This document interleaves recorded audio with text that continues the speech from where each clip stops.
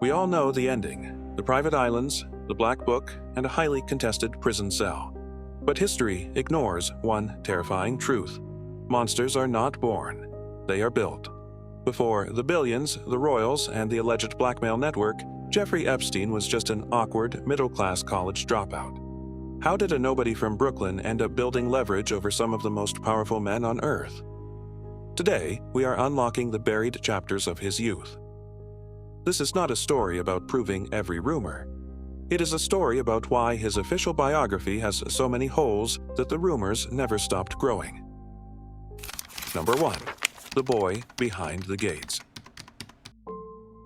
If you want to understand the psychology of a man who built his empire behind closed doors, you have to look at where he took his first steps. When he acquired immense wealth, he desperately tried to project the image of old money aristocracy. He actively hid his roots. But the reality of his upbringing contains a dark, poetic irony. He grew up in Seagate, Brooklyn. For those unfamiliar, Seagate is located at the far western edge of Coney Island, but it is not just any neighborhood. It is the oldest private, gated community in New York City. Long before he was constructing his ultra-private estates, his entire perception of the world was shaped in a literal gated community. From the time he was a toddler, he was subconsciously taught that the world was divided into two groups: those who were allowed inside the gates and those who were kept out. But despite the gates, the family was not wealthy. There was no secret trust fund. His grandfather was a hardworking immigrant who ran a modest demolition company. He tore things down for a living. His father, Seymour, initially worked in that demolition business, doing backbreaking manual labor before securing a quiet job as a groundskeeper and gardener for the New York City Parks Department. His mother, Pauline, was a school aide. They were a standard working-class household trying to achieve the American dream.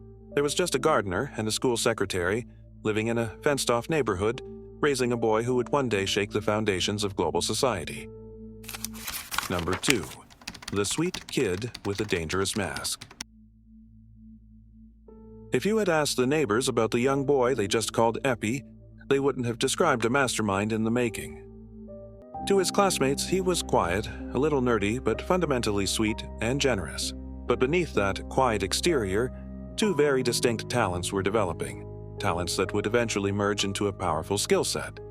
First, he built his earliest identity around mathematics. He had an analytical brain that could break down complex systems, see patterns where others saw chaos, and calculate odds with terrifying speed. He was unusually gifted with numbers, skipping 2 entire grades and graduating high school at just 16 years old. But his second talent is the one that biographers believe shaped his ability to influence human beings. He was a classically trained, highly gifted pianist. From the age of 5, he practiced obsessively, even attending a prestigious national music camp. Playing the piano at a high level requires more than just hitting the right keys. It requires an understanding of rhythm, pacing, and emotional manipulation. It requires knowing exactly how to build tension in an audience and exactly when to release it. When you combine the cold, calculated logic of a math whiz with the emotional intuition of a musician, you create an individual who knows how to read people. He learned how to give people exactly what they wanted to hear. He learned how to play human beings the same way he played the keys on a piano. Number 3. Was his mother the first victim?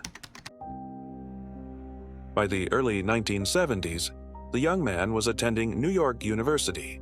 He was supposed to be the pride of his working-class family, the golden child who would use his brilliant mind to achieve a prestigious degree.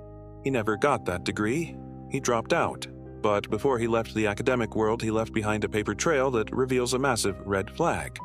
According to deep biographical research into his early years, his first major betrayal did not happen in a Wall Street boardroom. It happened inside his own family. According to published biographical claims during his time at NYU, a tuition check was issued to the university to cover his classes. But the check bounced. The funds were not there. NYU ultimately had to file a civil court action to resolve the financial dispute. The chilling detail is not that the check bounced, it is whose name was attached to the account. The records indicate the account was tied to his mother. While it was ultimately a civil dispute, biographers have pointed to this moment because it shows an early pattern. Long before the multi-million-dollar schemes, he was allegedly perfectly willing to compromise his own mother's financial standing to buy himself another semester of prestige. It was an early warning sign. Absolutely no one was off limits. Everyone was expendable. Number 4. The school that should never have hired him. If the story ended with a college dropout who bounced a tuition check, history would have never known his name. But in 1974, the timeline takes a turn that is so bizarre, so statistically improbable that it has fueled conspiracies for decades. At 21 years old, with absolutely no college degree and no formal teaching credentials, he was hired to teach advanced calculus and physics at the Dalton School. Dalton is not just a high school. It is an ultra-elite, wildly expensive preparatory school on Manhattan's Upper East Side. It is the fortress where the billionaires, politicians, and media titans of New York send their children. It is an institution that rejects highly qualified Ivy League graduates on a daily basis. So, how does a 21-year-old dropout walk through the front doors and get handed a roster of the most powerful children in America? One name has always haunted this part of the story: Donald Barr. Donald Barr was the formidable headmaster of the Dalton School. His background makes this chapter explode into the realm of dark rumors. During World War II, Barr served in the Office of Strategic Services, the direct predecessor to the Central Intelligence Agency. Furthermore, he is the father of William Barr, who would later become the Attorney General of the United States. Just before this young dropout arrived, Barr published a science fiction novel titled Space Relations, which bizarrely featured a dark society ruled by a wealthy elite who maintained power through systemic exploitation. The timeline of his hiring is highly debated. Barr actually left Dalton right around the time the young teacher started, but his lingering influence at the school remains a focal point for investigators. Widespread speculation suggests his placement at Dalton was not a mere stroke of luck. We may never have the declassified documents to prove it, but what we do know as a hard fact is that Dalton was his real university. He didn't just teach the children of billionaires, he studied their parents. He learned how the ultra-rich walked, how they talked, and more importantly, how desperate they were to protect their wealth and their secrets. By 1976, he was dismissed from Dalton. The official reason was a poor performance. Rumors suggest the school wanted him gone quickly and quietly without a scandal, but it was too late. He had already made his connections. Number 5. The lie that Wall Street rewarded. While at Dalton, his proximity to the elite paid off. A parent connected to the school was reportedly impressed by the young teacher and introduced him to Alan Ace Greenberg, the powerful CEO of the investment bank Bear Stearns. Greenberg was so taken by his raw intelligence and aggressive confidence that he offered him a job on the trading floor. When he submitted his resume to Bear Stearns, he blatantly lied, claiming he had multiple degrees. When top executives eventually discovered the fraud, he reportedly didn't flinch.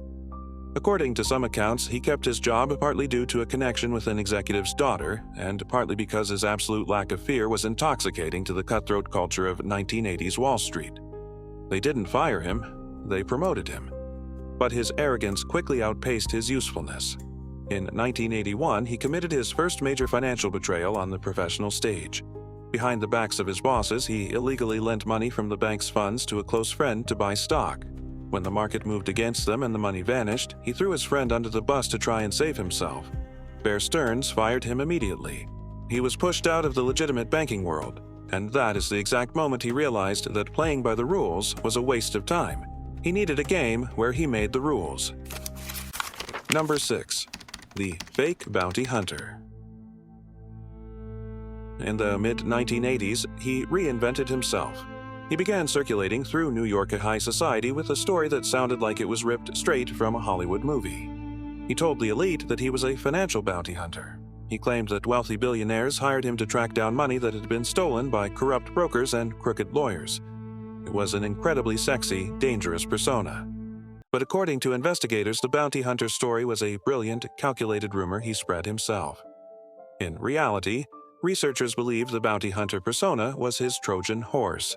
It gave him the ultimate excuse to dig deep into the private offshore bank accounts and hidden assets of the world's most powerful people. He wasn't hunting their stolen money. He was mapping out the financial pressure points he would later use to ensure their loyalty and their silence. While he was selling the bounty hunter myth, The factual reality of his early wealth came from a much darker source. In the late 1980s, he became tied to Towers Financial, a company run by businessman Stephen Hoffenberg. Prosecutors would later describe it as one of the largest Ponzi schemes in American history before Bernie Madoff. They stole hundreds of millions of dollars from thousands of working-class people. But when the House of Cards collapsed in the early 1990s, something miraculous happened. He completely vanished from the blast radius. He brilliantly manipulated his involvement so that his name was wiped from the worst of the liability documents. He walked away clean. Stephen Hoffenberg was arrested, convicted, and sentenced to 20 years in federal prison. For years from his cell, Hoffenberg insisted that his former paid consultant was the true architect of the fraud. Some later accounts claimed he played a central role, but the justice system never formally charged him. Number 7. The rumor that refuses to die. This brings us to the ultimate grand theory whispered about by operatives. The rumor claims that in the 1980s, global intelligence agencies realized they had a massive blind spot. They needed leverage over the world's most powerful politicians and tech billionaires. But to build that network, they needed a frontman who was brilliant, socially adaptable, and completely devoid of a moral compass. Proponents of this theory point to his sudden, inexplicable surge in wealth in the 1990s. Even with his financial crimes, the math simply doesn't add up to the billions he supposedly managed. The rumor suggests he was injected with seed money by shadowy handlers and introduced to the right people. This theory gains traction when you look at his eventual inner circle, which included individuals whose own families had deep, suspected ties to multiple global intelligence agencies. But here is the most important takeaway. The intelligence theory is not the foundation of the story. It is the result of the gaps in the story. This theory remains one of the most persistent rumors simply because it attempts to answer the impossible. It tries to explain why a man with no credentials and a history of fraud operated with such absolute impunity for decades, largely untouched by law enforcement. Number 8.